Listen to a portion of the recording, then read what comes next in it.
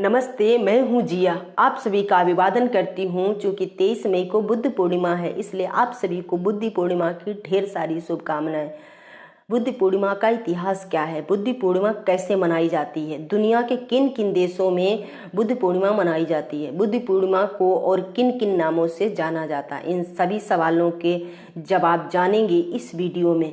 Channel पर नए हैं तो प्लीज़ चैनल को सब्सक्राइब जरूर करें, वीडियो को लाइक और शेयर करें। प्लीज़ वीडियो को कंप्लीट देखें। बुद्ध पूर्णिमा बौद्ध धर्म में आस्था रखने वालों का एक महत्वपूर्ण और प्रमुख त्यौहार है। यह वैशाख महीने की पूर्णिमा को मनाया जाता है। 563 ईसा पूर्व वैशाख माह की पूर्णिमा को बुद्ध का जन्म नेपाल के लुम्बिनी में शाक राज्य में हुआ था। पूर्णिमा के दिन ही 483 ईसा पूर्व में 80 वर्ष की आयु में कुशीनारा में गौतम बुद्ध का महापरिनिर्वाण हुआ था। वर्तमान समय में कुशीनारा का नाम बदलकर कुशीनगर हो गया है, जो कि उत्तर प्रदेश में है। भगवान बुद्ध का जन्म, ज्ञान प्राप्ति यानी कि बुद्धत्व की प्राप्ति और मृत्यु यानी कि महापरिनिर्वाण, ये तीनों ही घटनाएं वैशाख पूर्णिमा के दिन ही घटित हुई थी। आज बौद्ध धर्म को मानने वाले दुनिया में 180 करोड़ से अधिक लोग हैं और जो बुद्ध पूर्णिमा को बड़ी धूमधाम से मनाते हैं। यह त्यौहार भारत, चीन, Nepal, Singapore, Vietnam, Thailand, Japan, Cambodia, Malaysia, Sri Lanka, Myanmar, Indonesia, Pakistan, Canada, Brazil, USA, Korea, Australia और विश्व के कई देशों में मनाया जाता है। बिहार स्थित बोध गया नामक स्थान हिंदू व बौद्ध धर्मावलंबियों के पवित्र तीर्थ स्थल है।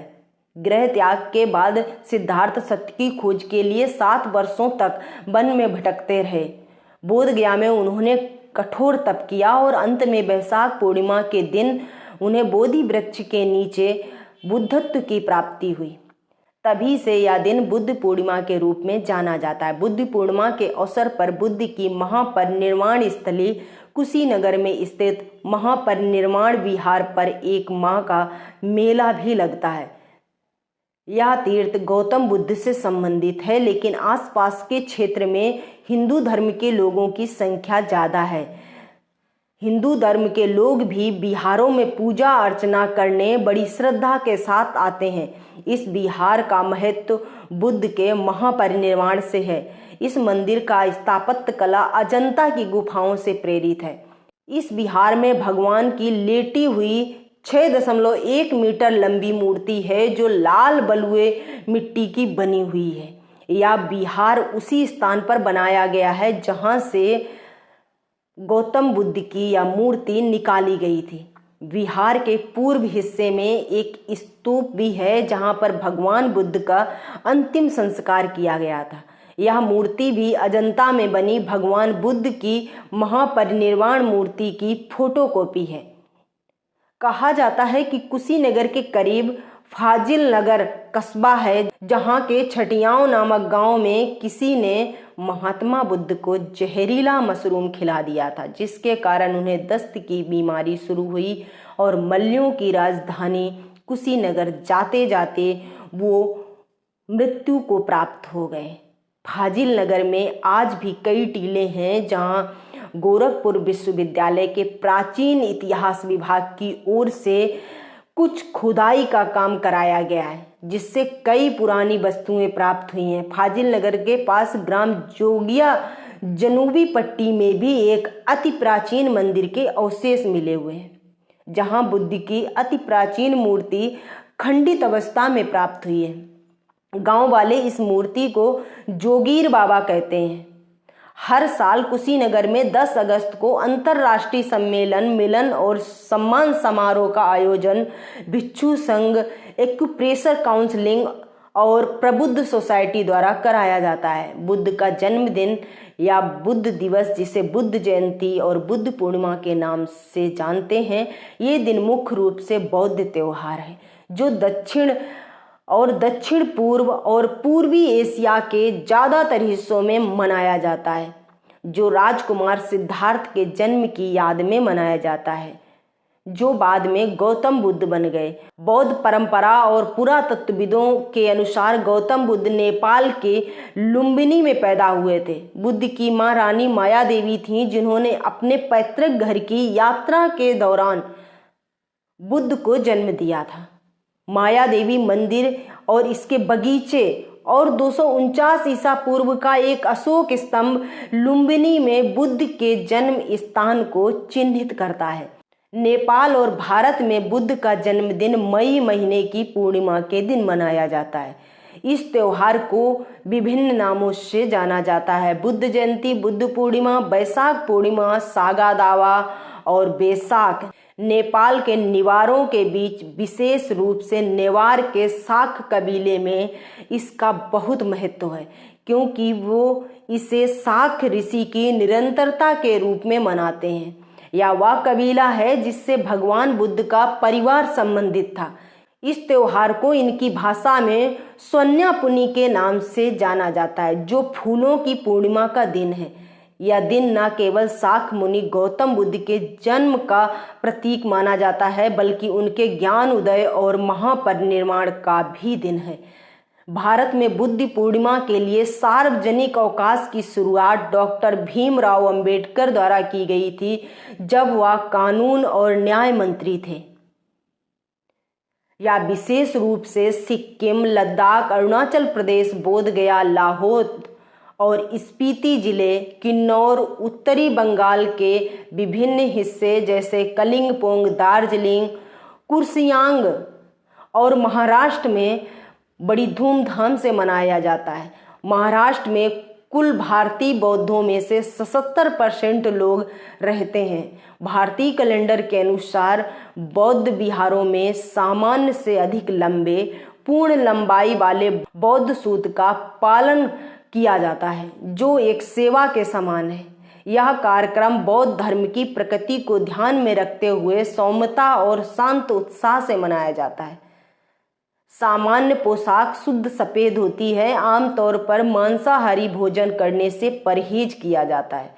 थेरवादी शैली के अनुयायियों में ड्रेस कोड शुद्ध सफ़ेद होती है।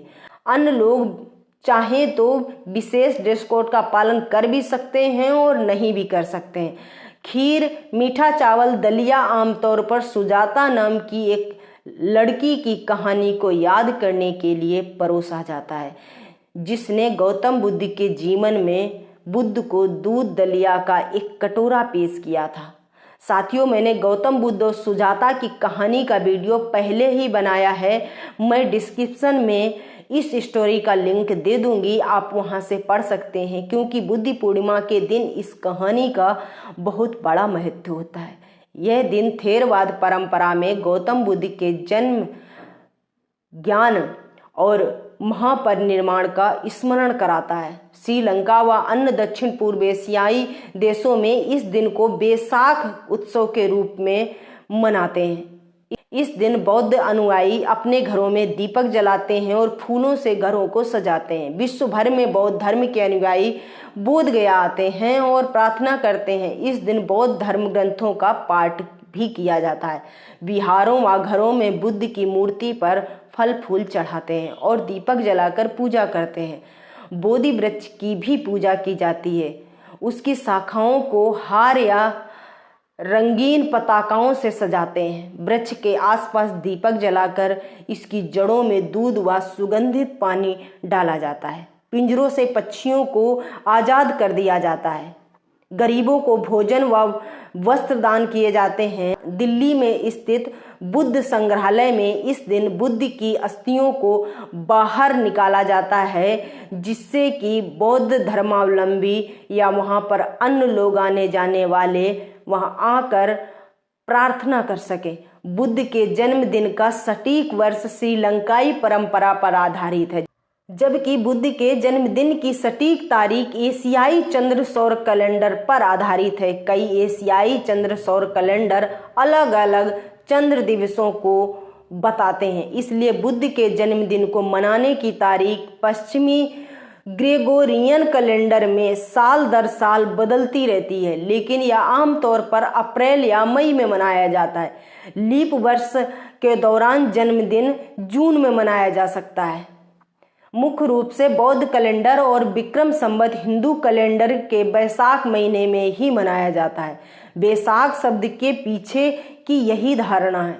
भारत और नेपाल में जहाँ ऐतिहासिक बुद्ध रहते हैं, वहाँ बौद्ध कैलेंडर के बैसाख महीने की पूर्णिमा के दिन ही बैसाख पूर्णिमा मनाया जाता है। दक्षिण और दक्षिण पूर्व एशिया में बुद्ध के जन्म को बैसाख के रूप में मनाया जाता है।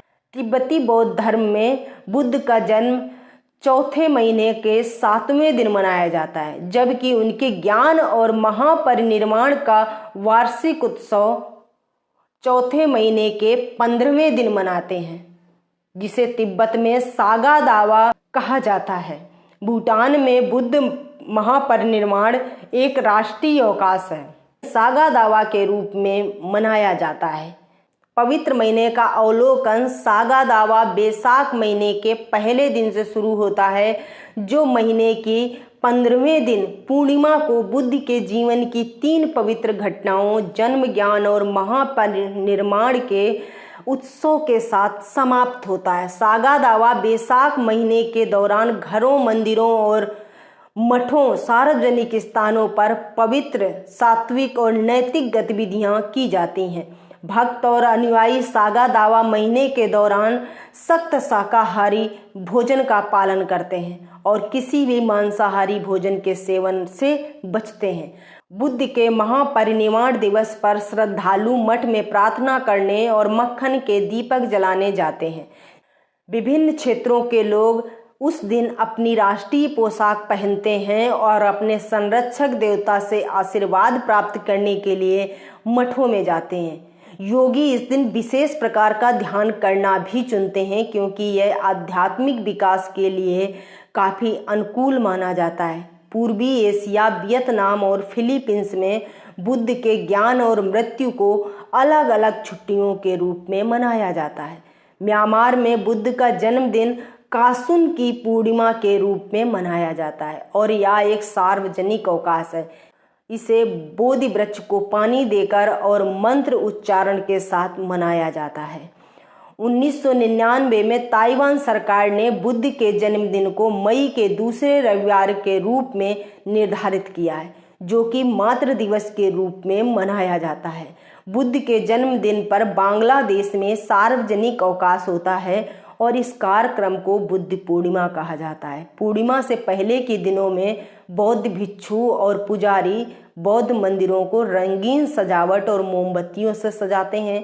त्योहार के दिन राष्ट्रपति और प्रधानमंत्री बौद्ध धर्म के इतिहास और महत्व और देश में धार्मिक सद्भाव को संबोधित करते हुए भाषण देते हैं। दोपहर के बाद से मंदिरों और विहारों में और उनके आसपास बड़े मेले आयोजित किए जाते हैं, जिनमें बंगाली भोजन, कपड़े और बुद्ध के जीवन का प्रदर्शन भी किया जाता है। बौद्ध भिक्षु उत्सव मनाने वालों को धर्म और पंचशील उपदेशों के बारे में सिखाते हैं। बौद्ध तब मठ के अंदर एक सम्मेलन में भाग लेते हैं, जहां मुख्य भिक्षु बुद्ध और 3 रत्नों और आदर्श जीवन जीने के बारे में चर्चा करते हुए भाषण देते हैं। इसके बाद बुद्ध से प्रार्थना की जाती है और फिर लोग मोमबत्तियां जलाते हैं और 3 रत्नों 5 उपदेशों का पाठ करते हैं। कंबोडिया में बुद्ध का जन्मदिन विसाख पोचिया के रूप में मनाया जाता है। यह एक सार्वजनिक अवकाश है, जहां देश भर के भिक्षु बैसाख को स्वीकार करने के लिए बौद्ध ध्वज, कमल के फूल, धूप और मोमबत्ती लेकर आते हैं। लोग भिक्षुओं को भिक्षा देने में भी भाग लेते हैं। चीन में इस दिन को आमतौर पर चीनी भाषा में फोडन कहा जाता है। हांगकांग में बुद्ध के जन्मदिन पर सार्वजनिक अवकाश होता है। बुद्ध के ज्ञान उदय के प्रतीक के रूप में लालटेन जलाए जाते हैं और कई लोग उन्हें श्रद्धांजलि देने के लिए मंदिरों में जाते हैं। इंडोनेशिया में बुद्ध का जन्मदिन बैसाख के रूप में मनाया जाता है और यह एक सार्वजनिक अवकाश है।